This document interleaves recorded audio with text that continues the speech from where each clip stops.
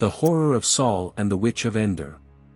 In the depths of a restless night, King Saul tossed and turned upon his bed, his heart heavy with dread. The Philistines were gathering their armies at Shunem, and he could feel the weight of impending doom pressing down on him like a stone. The Lord had abandoned him, no prophet, no dream, no Urim would give him guidance. The silence from heaven was deafening. Saul rose, his chest tightening with fear. He had come to rely on Samuel, the prophet, who had once been his closest counsel, guiding him through the dark waters of kingship. But Samuel was dead, buried beneath the earth, and his soul had journeyed beyond the reach of the living. Now, there was no one to turn to. A whisper slithered into Saul's mind, a memory of the forbidden, necromancy, witchcraft. In desperation, Saul had once purged the land of all witches and mediums, driving them into the wilderness or sentencing them to death. Yet now, his terror of the coming battle overtook his fear of the law, of God's commandments. He needed answers, even if they came from the dead. Under the cloak of darkness, Saul summoned two of his most trusted servants. "Seek me a woman who hath a familiar spirit, that I may go to her and inquire," he commanded in a low, trembling voice. His servants exchanged glances, knowing the risk but also aware of the king's growing desperation. "There is a woman in Endor," one of them whispered, his voice laden with unease. Endor was a small, desolate village nestled in the hills beyond Mount Gilboa, far from the prying eyes of Saul's kingdom. The journey would be dangerous, for the Philistines were encamped nearby. But Saul, driven by fear and longing for Samuel's wisdom, was undeterred. Disguised in plain clothes to hide his identity, Saul set off into the night with his two servants. The moon hung low, casting a pallid glow over the landscape. Shadows stretched across the ground like skeletal fingers as they made their way toward Endor. An unnatural stillness filled the air, as if the world itself was holding its breath.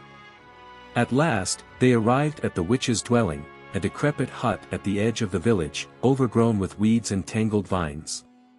The wind howled through the cracks in the walls, a mournful wail that set the king's nerves on edge.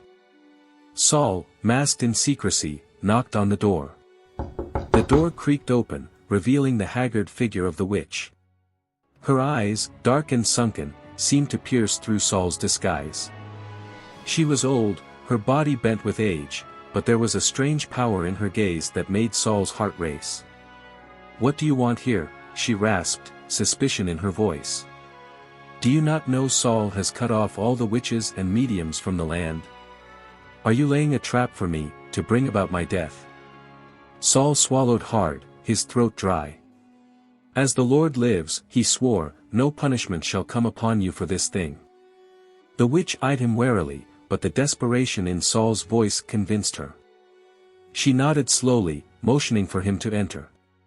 Inside, the air was thick with the scent of herbs and smoke, and strange talismans hung from the ceiling, swaying slightly in the breeze. A cold chill settled in Saul's bones.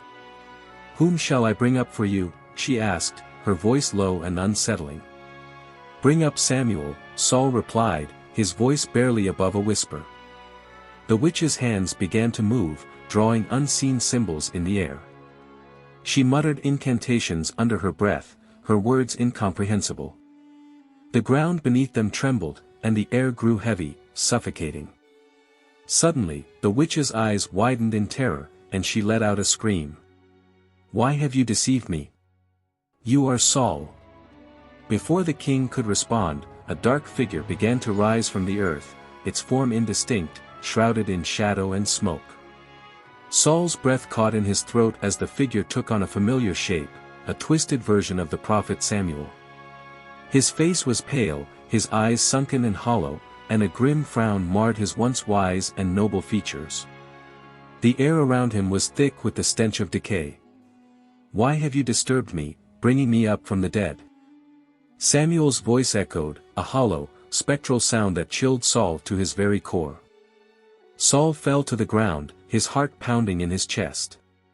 "I am in great distress," he confessed, his voice shaking. "The Philistines are waging war against me, and God has turned away from me." He no longer answers me by prophets or by dreams. I have called upon you to tell me what to do." Samuel's ghost stared down at Saul with eyes full of contempt. "Why do you ask me, since the Lord has departed from you and become your enemy? The Lord has done to you just as he spoke by me, for he has torn the kingdom from your hand and given it to David, your neighbor." The specter's voice grew louder, more menacing. "Because you did not obey the voice of the Lord, nor execute his fierce wrath upon Amalek, the Lord will deliver Israel into the hand of the Philistines. Tomorrow, you and your sons will be with me." Saul's blood ran cold at the words. His fate was sealed. The battle had already been lost in the eyes of heaven. With a final, despairing wail, the ghost of Samuel faded into the ground, leaving Saul trembling, drenched in sweat. The witch watched in silence, fear etched into her gaunt face. Broken and terrified, Saul rose to his feet, staggering as if a great weight had been placed upon his shoulders. The future was no longer hidden, it was a nightmare waiting to unfold. As Saul left the witch's house and ventured back into the night, the silence of the heavens felt heavier than ever. The shadows around him seemed to creep closer, as if the darkness itself had come to claim him. He knew the truth now: there was no escaping the judgment of God, no fleeing from the consequences of his sins. The next day, on the bloody fields of Mount Gilboa, Saul met his end, just as Samuel's ghost had foretold. His body lay broken, and his sons lay dead beside him, victims of the doom he had sought to escape. In the distance, the Witch of Endor remained, haunted by the voice of the dead, knowing that she had seen the face of divine wrath through the veil of the grave. Like and subscribe to help us make more stories like this for you to enjoy.